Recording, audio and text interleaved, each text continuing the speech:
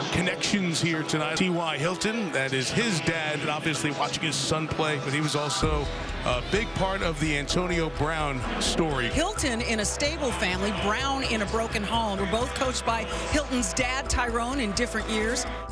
During a primetime matchup with the Colts on Thanksgiving night, things came full circle for Antonio Brown. He was not only going against his childhood friend T.Y. Hilton, he was also playing in front of one of his first football coaches, Hilton's father, Tyrone. For Brown, Hilton, and many others, football in the high crime area of Liberty City, Miami was an opportunity for a better life. We had a chance to hear from Brown and those who influenced him throughout his football career, eventually helping him to achieve his childhood dream.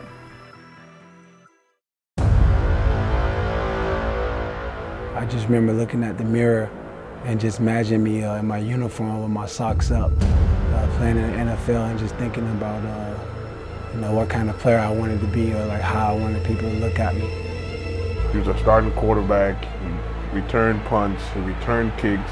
He even played a little bit of defensive back for us. We needed him to do a lot. We needed our best athlete on the field, and he was definitely our best athlete. And he was really hungry. He always wanted to prove people wrong. I was able to open up.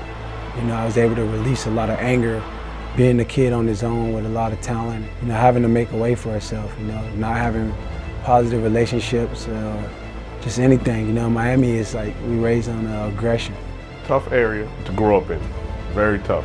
But he chose at an early age to take some of that rage, some of that anger of things that he's seen over the years and what may have you, and channel it towards football.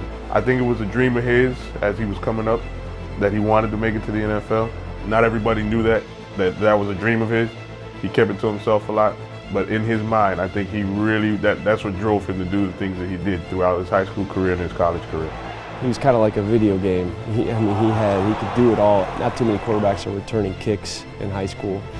So he had that elusiveness that you could kind of look at and say, we can turn him into something else. But he also played the game different. He played the game with an edge. He was hungrier than most recruits that you meet. He had that certain kind of fire in his eye and fire in his belly that you can't really put your finger on, but you know something's in there. He is going, he's gone!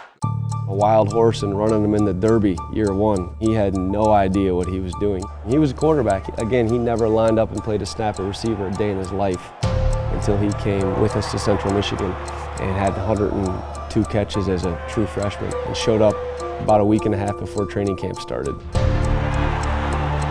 We always ask guys when we recruit, does this guy love football or does he need football? There's a lot of people that love football.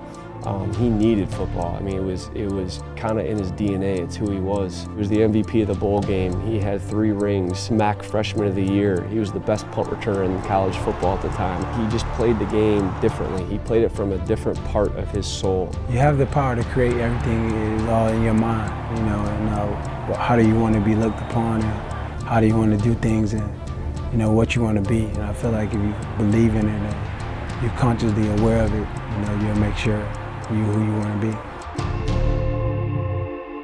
I appreciate where I'm at and where I came from.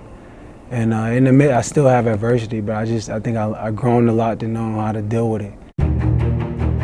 Everything I went through always teaches me how to control my attitude, from being in college, from being in Miami. One bad attitude in Miami, you could lose your life. No matter what happened to you, if you got a good attitude, I think you can overcome anything. And going from Miami and going to Central Michigan and being in the position I'm in now, I always learn how to control my attitude, no matter if it's through adversity or through whatever I went through. We always got to constant grow, constant improve, and constant move forward. The battle is already won if you're already planned and ready for the fight. So I feel like if I'm always planning ahead and I'm always prepared for the fight, I can continue to get better. And I still haven't seen my best day yet.